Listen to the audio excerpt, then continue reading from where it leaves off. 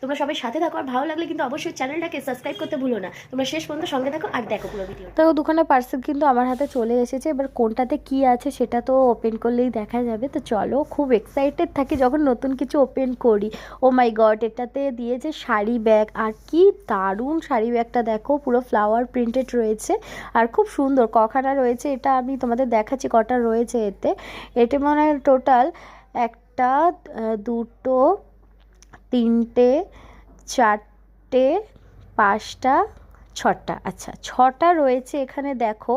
আর এটাতে না chain system রয়েছে, মানে পুরো বক্স টাইপের। এর ভেতরে শাড়িগুলো তোমরা রাখতে পারবে। যারা জানো না তারা কিন্তু একবার এটা বাই করে দেখতে পারো, খুব ভালো কাজে আসবে। এই এত যে আলমারিতে জামা কাপড়গুলো এগোছলো থাকে, আর শাড়ি রাখার জন্য তো খুব ভালো এটা।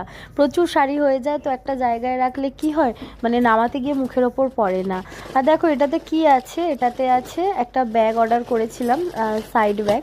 তো এই ব্যাগটাও কিন্তু যেমন পিকচারে দেখিয়েছে হুবহু এসেছে। আমার তো খুব ভালো লেগেছে। আমার ফার্স্ট টাইম মেশো থেকে প্রচুর অর্ডার করেছি, কিন্তু ব্যাগ আর শাড়ি ব্যাগটাই ফার্স্ট টাইম আমি অর্ডার করলাম, যেটা খুব সুন্দর লেগেছে আমার, খুব সুন্দর। তোমাদের কেমন লেগেছে অবশ্যই কিন্তু কমেন্ট করে জানিও।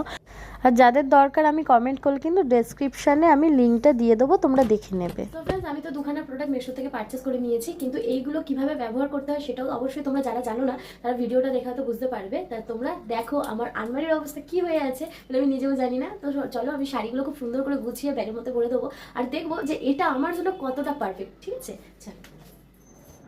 ওই যে কথায় আছে না, যতই থাকে ততই বলি নেই নেই নেই। তো দেখো আলমারির অবস্থাটা কি হয়ে রয়েছে, প্লিজ ইগনোর করো। তো যাই হোক, এটা অবশ্যই সবার ঘরেই একই হয়ে থাকে। তো আমার গোছানোর টাইম পাই না, আমি মাসে একবার করে গোছাই। তো সেটা ঠিকঠাক রাখার জন্য আমি এই শাড়ি ব্যাগটা অর্ডার করেছি। অবশ্যই সেটা আমি ইউজ করবো। আর এখানে 6টা রয়েছে, তার মধ্যে কিন্তু আমি 5টা ইউজ করবো, একটা রেখে দেবো, অন্য জামা কাপড় ওতে রাখবো বলে তাই।